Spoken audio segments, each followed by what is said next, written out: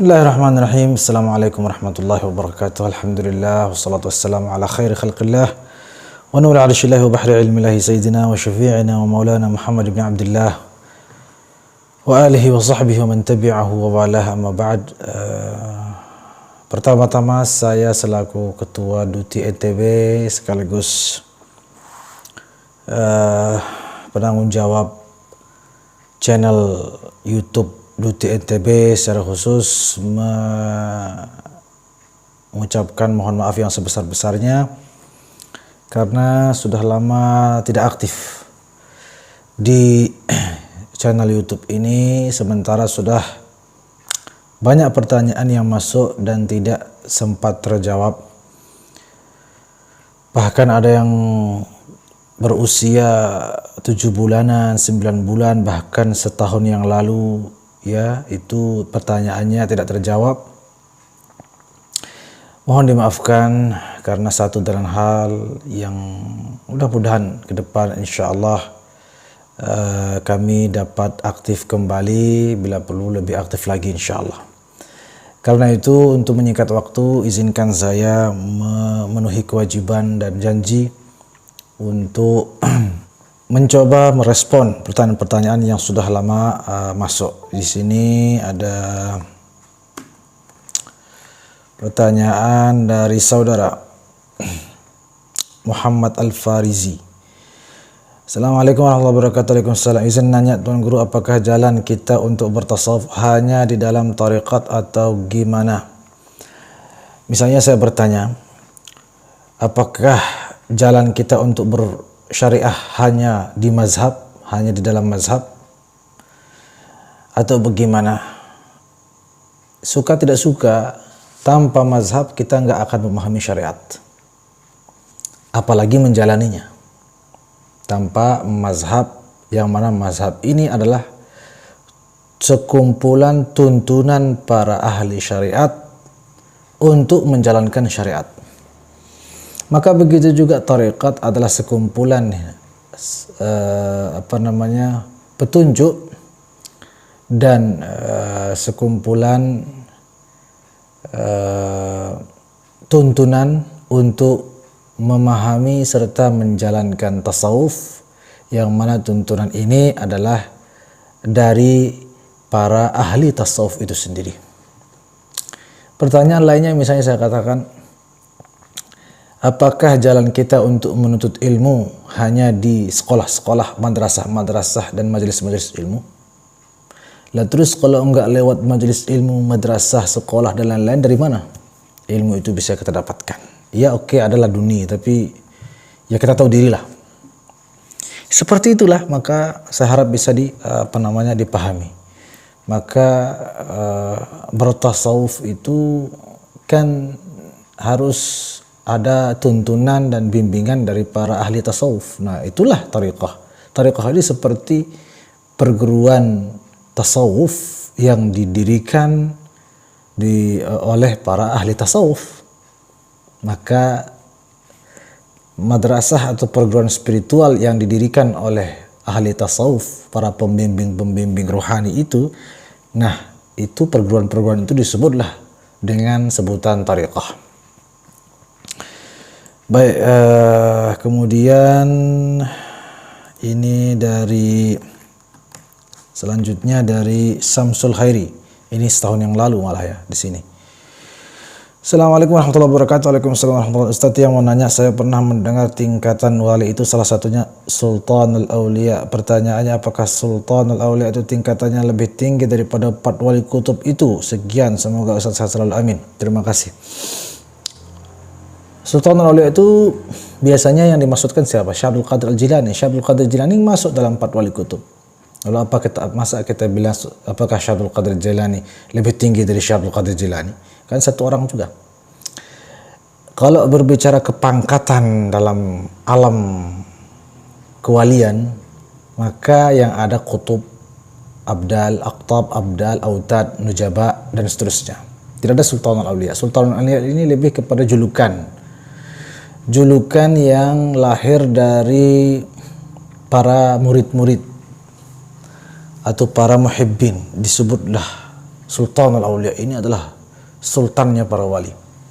Seperti Syekhul Islam, seperti Abul Ainain, Abul Alamain, Al-Baz Al-Ashhab, lebih kepada julukan.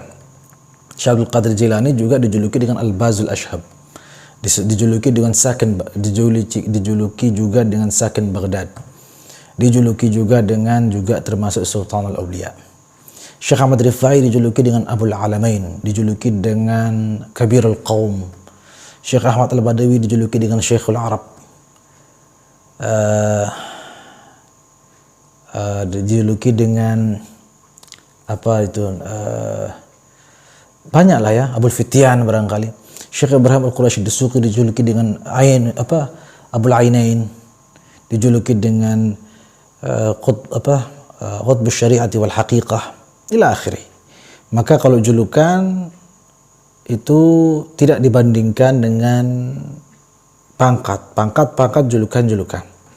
Pangkat kewalian yang tertinggi atau di antara pangkat kewalian yang tergolong sangat tinggi itu adalah Al-Qutb, dan pangkat-pangkat lainnya ada seperti Al-Abdal, Al-Utad, An-Nujaba dan seterusnya, An-Nuqaba dan seterusnya. Tetapi kalau berbicara julukan itu banyak juga. Itu listnya lain.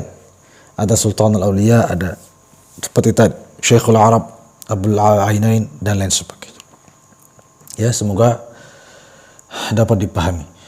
Kemudian di sini ada pertanyaan dari Aris Suroso.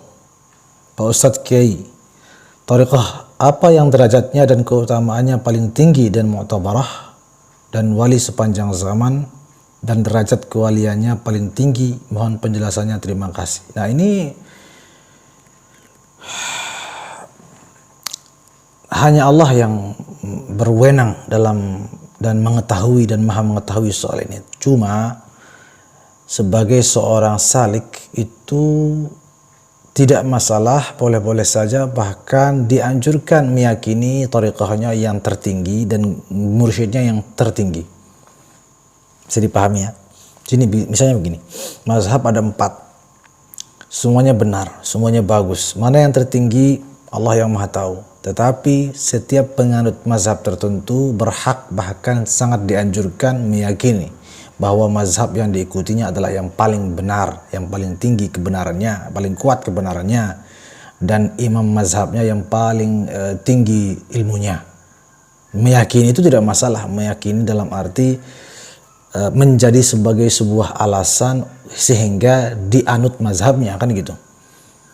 Kalau kita buka I'anatul Talibin, di situ dikatakan semua mazhab, semua imam 4 itu benar, tetapi penganut mazhab tertentu hendaklah dikatakan di situ meyakini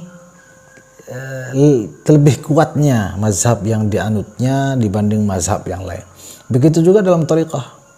Setiap penganut thariqah tertentu dianjurkan sangat meyakini mursyidnya itu yang paling tinggi, supaya dia pun menjadi lebih termotivasi untuk bersuluk dan mengikuti tuntunan mursyidnya itu. Semua sekolah dan artinya semua siswa di sekolah manapun bagus sekali apabila siswanya meyakini sekolahnya itu yang paling hebat.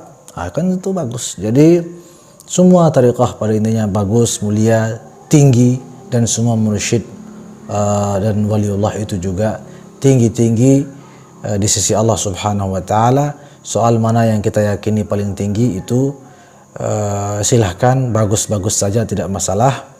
Malah aneh kalau kita mengikuti satu thariqah namun di hati meyakini mursyid thariqah lain lebih tinggi.